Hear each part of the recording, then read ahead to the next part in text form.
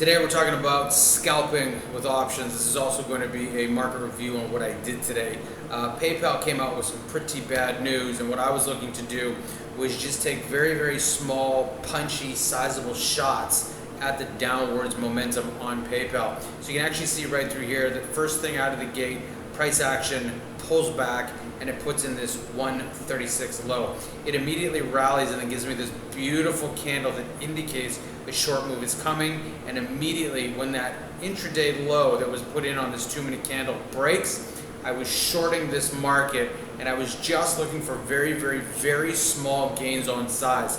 Now what I was looking to do was just scalp 3% to 5%, and what ended up happening is I was seeing upwards of 10% on these scalps. Now once that scalp was done and I was out of that position, price action did drop like a rock. As soon as it consolidated and rallied, I figured there was going to be a second move lower, and so I did take out this low again, scalping again, looking for a 3 to 5% gain, and both of those hits were achieved.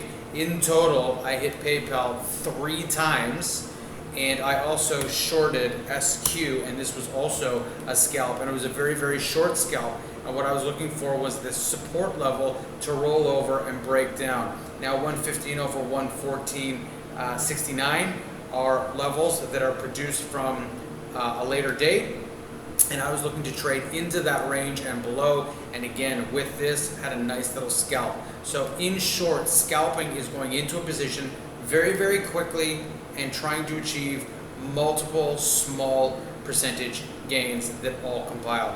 On the day, with my net losses included, I think it was up about 35% on 5 short positions, 3 on PayPal, 1 on Square, and then a failed trade on USO.